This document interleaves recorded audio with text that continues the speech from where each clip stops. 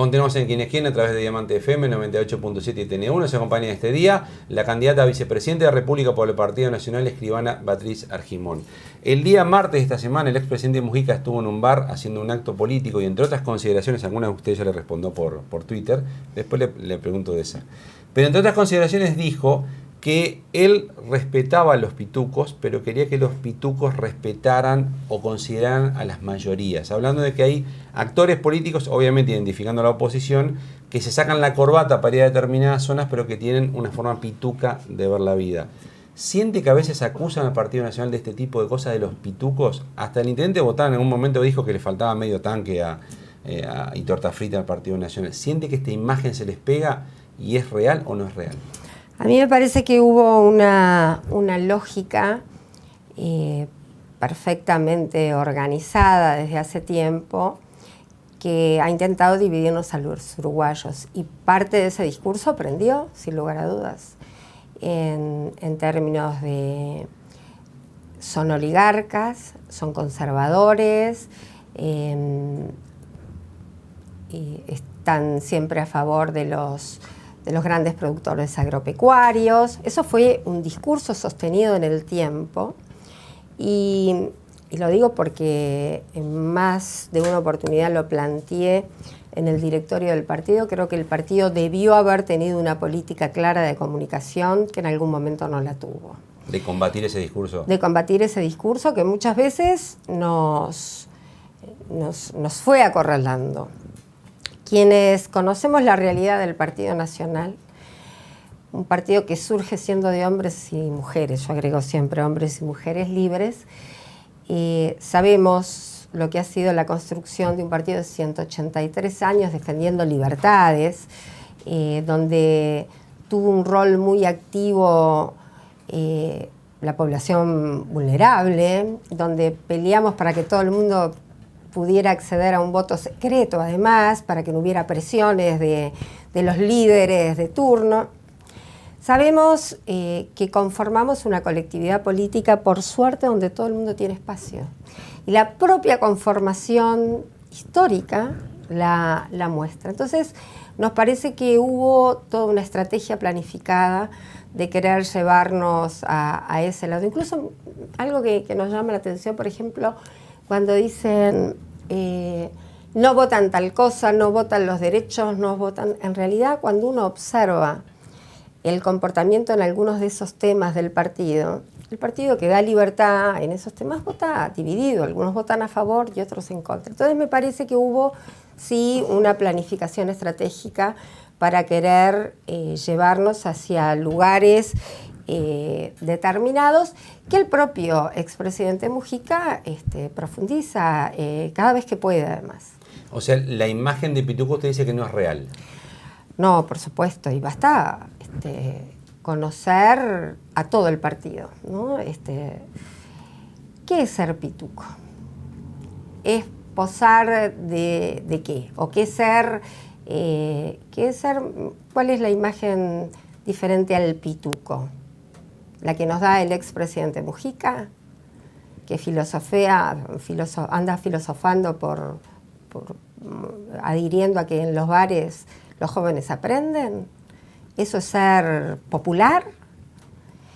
Parece que estigmatizar hace mucho daño a cualquier sociedad. Y es lo que lamentablemente durante muchos años, a través de acciones y de discursos, el Frente Amplio ha llevado adelante como estrategia. Pero cuando eres intendente de Botana dice le falta medio tanque a algunos dirigentes del Partido Nacional. Porque medio tanque es una forma popular de comer algo a la parrilla. Como decía, muchas veces nosotros mismos nos fuimos quedando en el lugar donde nos quisieron poner. En lugar de salir a mostrar, no hace falta comer un chorizo en un medio tanque en la calle y sacarme una foto para decir que somos populares o no. Me parece que va por otro lado.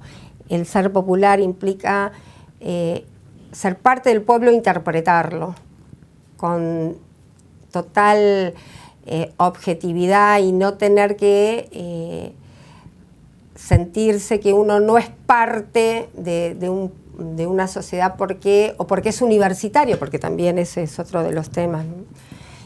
Así que me parece que las estigmatizaciones fueron utilizadas estratégicamente para, en el caso del Partido Nacional, que es el que de alguna manera yo siento que ha sido el principal objetivo en este tema de querer arrinconarnos en un partido alejado a la realidad de la población. ¿Eso es lo que en Argentina le llaman la grieta, que usted ya usó la frase y le dijeron de todo un poco cuando lo usó? No, lo que pasa es que a mí me parece que hay gente que quiere avanzar en esos términos. No es el partido grieta o como le llames, porque parece que también es exclusivo de... La candidata de vicepresidente del Frente Amplio le dijo que eso es un término argentino la y verdad, que es reconocido como el más parejo en las Américas justamente por su política. Bueno, hace mucho tiempo que nos alejamos de esa propia historia que tuvimos.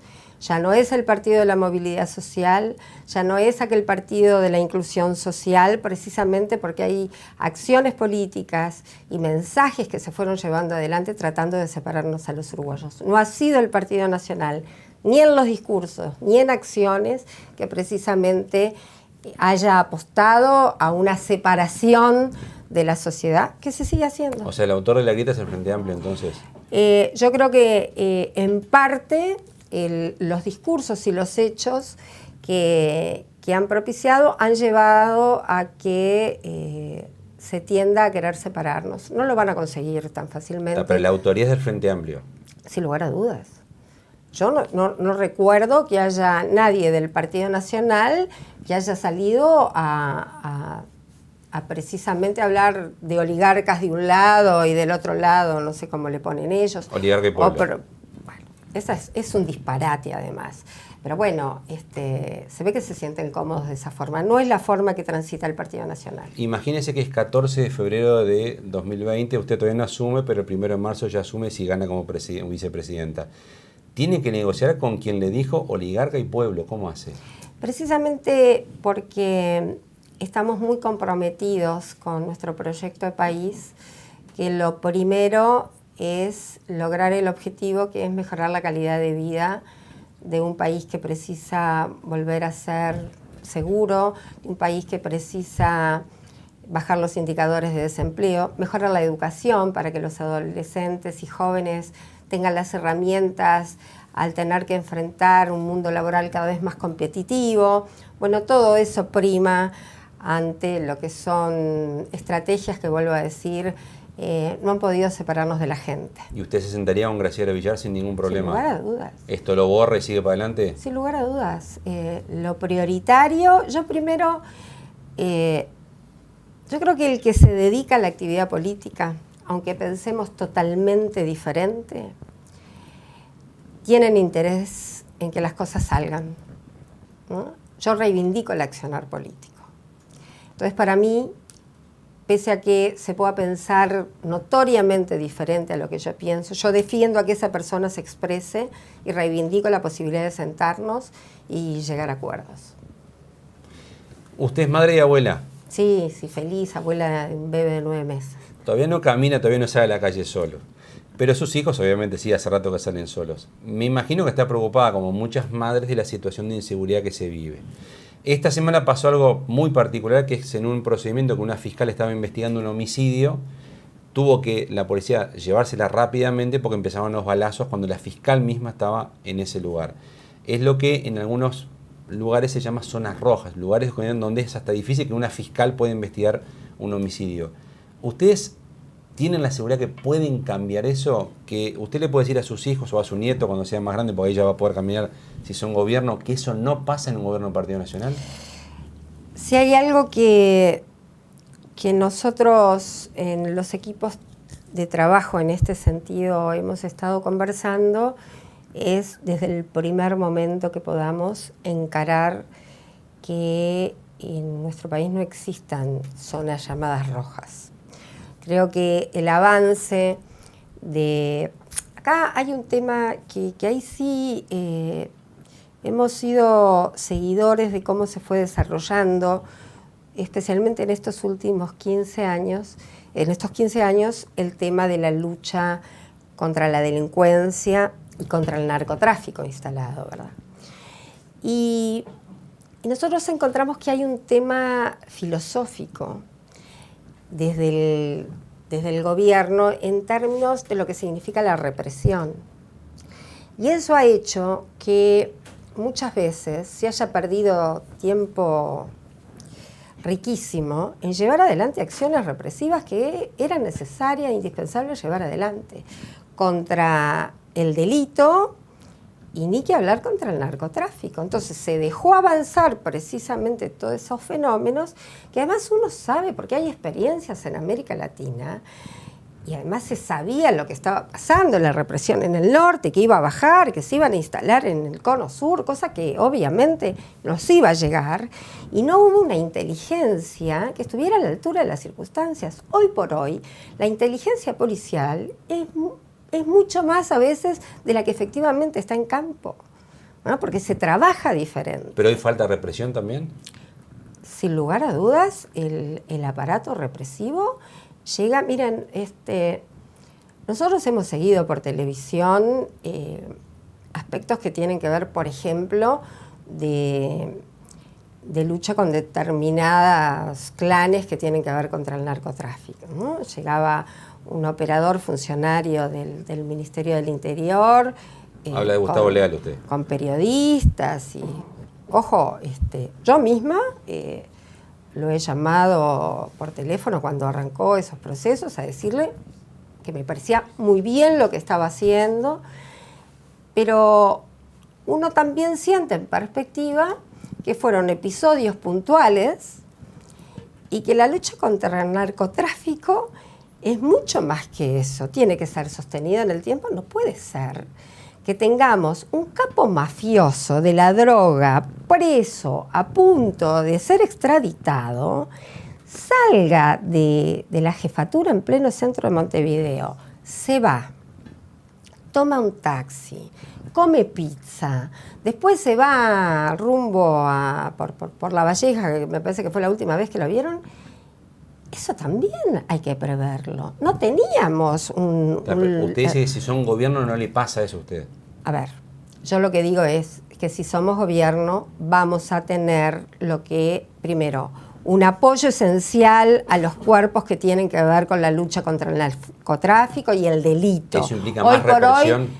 Hoy por hoy la represión forma parte, o sea, un sistema operativo implica una inteligencia policial. Hoy la inteligencia policial, como dije, es fundamental. Hoy por hoy hemos fracasado notoriamente con rotundo éxito. Eso es lo fundamental. Y cuando hay que reprimir, no hay que tener miedo a la represión, ni al narcotráfico, al delito organizado. Y además hay que darle apoyo a quienes son los responsables de cuidar a la ciudadanía, cosa que hoy no pasa. No.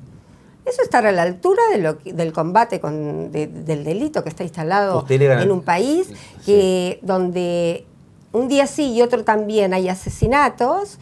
El jefe de policía dice, el director nacional de policía dice que los uruguayos caminamos seguros y que él ve un país seguro. La verdad no sabemos en qué sociedad vive. Escuchando que si ustedes son gobierno, aplica esta inteligencia que usted quiere, esta represión que quiere, y le puede decir tranquilamente a su nieto que va a empezar a caminar en esa época, caminar tranquilo por la calle? Yo lo que les aseguro es que nos vamos a hacer cargo.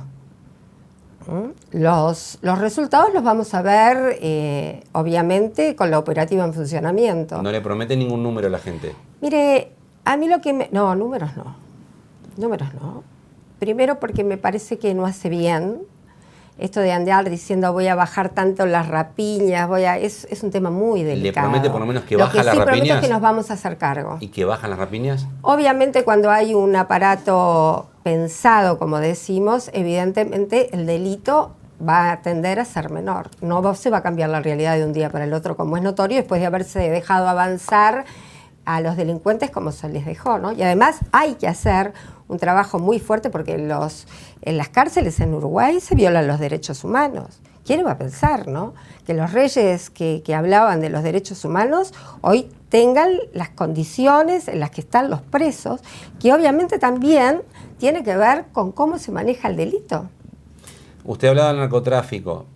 Una cara es el delincuente, pero otra cara es el adicto, el que está influido por las drogas y que es un gran problema primero para sí mismo, después para las familias. El expresidente Mujica decía esta semana, el día lunes, que una solución es darle piñazo, o sea, que la mamá lo agarre, lo decía en otros términos, ¿verdad? Y que, bueno, a ese muchacho que comienza con esta adicción lo corrija de esa manera. ¿Usted está de acuerdo con ese tipo de conductas familiares para que no se incurra en lo que es la adicción a las drogas? En primer lugar, cuando se habla de estos temas, no hay filosofía. Cuando se habla de estos temas, tiene que haber profesionales. Y cuando uno aborda un tema como el que estamos abordando, que es la instalación del narcotráfico en el país, en todo el país, uno entiende que la herramienta fundamental es la educación, el trasladar valores, el trasladar información, obviamente el rol de la familia. Y cuando estamos hablando de jóvenes que caen en la adicción, no se trata de que los padres asuman un rol de dar piñazos, sino que se trata precisamente de ayudar a ese adicto y a una familia que muchas veces no sabe cómo abordar el tema. ¿Sabe lo que pasa hoy? Andan peregrinando por el sistema público, muchas veces de salud, buscando un tratamiento y no lo encuentran. El señor Mujica, me acuerdo que con el experimento famoso del registro de los fumadores de marihuana y todo lo que vino después, había aclarado que esto venía de la mano de una campaña informativa, precisamente de los efectos adversos que esta droga puede ocasionar. Todavía estamos esperando esa campaña sostenida de información. Entonces, es un tema para hablar con muchísimo cuidado. Hay que estar al lado de las familias, ya ni que hablar del adicto que muchas veces pide por favor que lo ayuden a salir de la droga. Y esa suerte de sistema que todavía no termina de colaborar con el adicto y con su familia, porque los tratamientos son caros, porque el abordaje, aún teniendo FONASA, no llega muchas veces a completar todo lo que el tratamiento implica. Entonces a veces ese adicto tiene que dejar la mitad del tratamiento. Entonces no es un tema para tratar con liviandad. Eso fue lo que me preocupó. Y yo que... Por eso le mandó el Twitter. Sí, yo soy muy cuidadosa en la utilización de redes, porque con pocos caracteres uno a veces no puede expresar la magnitud de lo que quiere contestar. Y además, bueno, suelo ser muy cuidadosa cuando me expreso, pero en este sentido, de pronto, porque conozco de cerca el tema, hace muchos años que yo sigo este tema, desde que fui directora del INAU hasta hoy, he visto los grandes cambios que ha tenido este país con el tema de la presencia de las drogas instaladas en todo el país, y recorremos el país y vemos la angustia, muy especialmente de madres, que cuando terminamos de hablar de estos temas vienen y nos cuentan el padecimiento sostenido que está teniendo. ¿Fue un error legalizar el consumo, la venta de marihuana? A mí me parece que no estaba en condiciones de hacerse el país. ¿La drogaría si es por usted? No, porque cuando algo está en funcionamiento, lo que sí optimizaría una cantidad de cosas. ¿No ampliaría para otras drogas? No, de ninguna manera. De ninguna manera. Si es electa vicepresidenta, ¿qué le gustaría que fuera el distintivo de su gestión cuando termine? Le hablo de 2025. La modernización del Parlamento. Uruguay tiene un grado de adhesión democrática muy alta que nos caracteriza, pero sin embargo está bajando. Entonces me parece que desde todos los poderes del Estado tenemos que tratar de profundizar esos lazos que la ciudadanía tiene con la democracia. En los tiempos modernos, donde la tecnología manda y hay tanto cambio, muchas veces, muy especialmente en los parlamentos, donde hay mucho de debate, obviamente, y los tiempos que se requieren son mayores, hay una suerte de mirar al Parlamento como algo que no está dando los resultados que la población necesita. Entonces nos parece que tenemos que acercar mucho más la actividad parlamentaria a la gente. Señora candidata a la vicepresidencia de la República por el Partido Nacional, escribana Beatriz Argimón, gracias por ese parte de Quién es Quién. No, un placer y bueno, estamos a las órdenes. Gracias a usted por acompañarnos en Nueva Más. Recordamos, como siempre, Quién es Quién se repite los días viernes, 10 de la mañana en Diamante FM 98.7 y nuestro horario principal de emisiones jueves 22:30 horas a través de TNU. Dios mediante entonces, nos encontramos en un próximo Quién es Quién. Gustavo Vanescayan, que le habla de salud, le recuerda que esto ya es historia.